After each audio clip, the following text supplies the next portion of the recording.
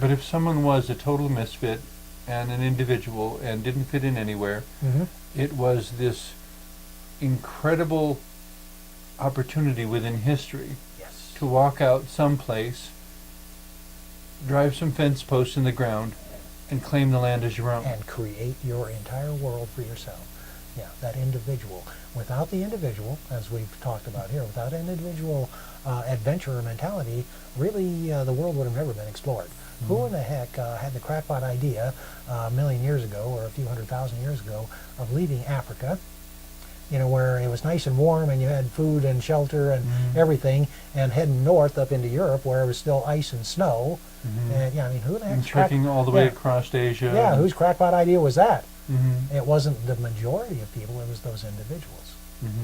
So if we don't... So in that sense, it's always been this minority, but a common thread, nevertheless, through all of human existence. Throughout humanity, yes, there's always been those few adventurers that sort of break the ground, lead the way for the others.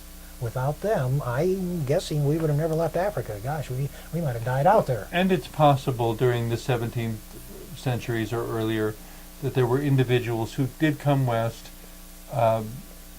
peacefully made friends with the Indian, and created some agreement about where they could live in a way that did not negatively impact any of the Native Americans, societies, hunting, etc. There were some of those, and especially in the early days of the mountain men. The French fur trappers. Yes, they had to get along with the Indians or they would have killed them. Yeah, it was just too hostile of a world. That's right. So they did adapt, and they were still the individual adventurers. And now... And there were perhaps a minority, but there were some relationships of mutual respect that were created. Oh, there were. In the history, many of those Europeans intermarried with whoever was here at the time. That's just what happens.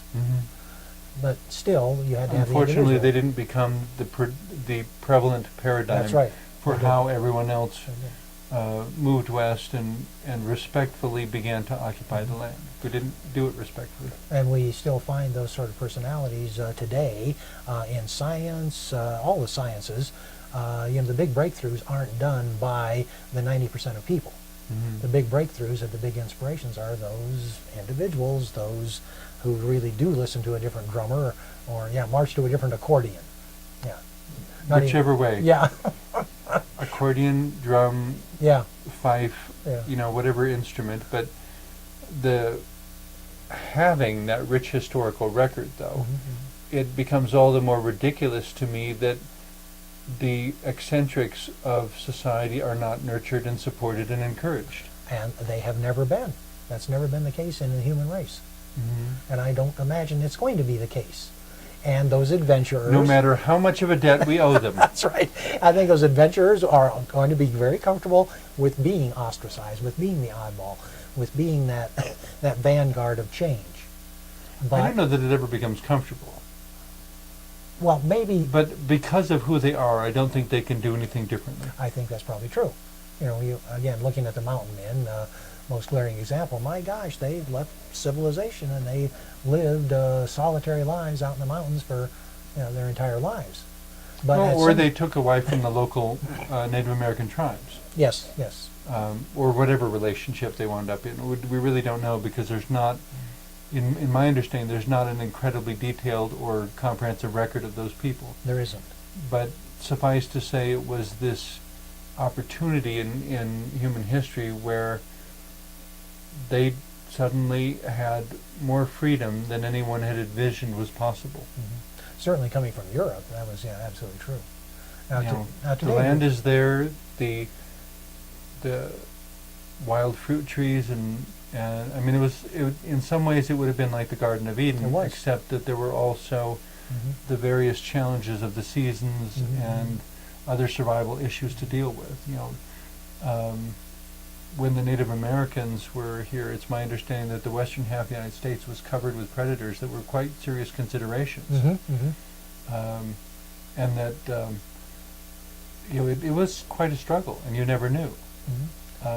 But there was some acceptance of that as the stage upon which to play out your life. That was, and that was the acceptance of. And then after the West was sort of opened up by those adventurers, those individuals, Mm-hmm. then yeah, the masses came along, and that's sort of Subverted all kinds of things. that is sort of yeah. Well, and that's sort of the oneness that we're talking about. The individuality. Well, that's the dark side of And then- oneness, and then the the oneness. negative side of oneness. Yes. And it doesn't necessarily need to be that way. Now, if we move up to more modern times, and I alluded to scientists, Mhm. we got the Feynmans and the Hawkings, and my gosh, some of those scientists who were way outside of the norm in the mainstream, and they were ostracized by their colleagues. They were looked down on. Until Well, and Albert Einstein at one point, Mhm. it's my understanding, did work as a school janitor to keep the bills paid. yes. And- I think that's positively insulting, Mhm. but it's a reflection of how much people didn't see who he really was. And so again, that's another example of that, the negative side of oneness. Mm-hmm. But what happens, and we see that now more and more frequently, that the adventurers step out and they're not so totally ostracized anymore. And then when the rest of society or culture or the profession starts catching up, then they do embrace each other. Mm-hmm. And the scientific community does then say, okay, this was a good idea, and we're sorry, and so let's get on with the work itself. And I see that spiritually as well. Well, and in that sense, it's like the larger population waking up and recognizing in this eccentric individual Mhm. a resource that they can utilize. And yeah, to their benefit or to their detriment if they don't. Mm-hmm. And not only in science, but gee, I see that sociologically. I see that spiritually as well. And maybe it's going out on a limb a bit, but to me this is the one of the primary ways that the divine continues to intervene in human history. Mm-hmm. By having children born with unique combinations of intelligence and aptitude Mm-hmm. and ability that answer whatever the needs of that person's lifetime will be. Mm-hmm. The challenge to us is whether we utilize them and nurture them and empower them to do what they were born to do, Mhm. which they don't even know at the beginning what it is, That's right. to encourage them to discover it and to utilize it and share it, or whether we show up with all kinds of demands for conformity.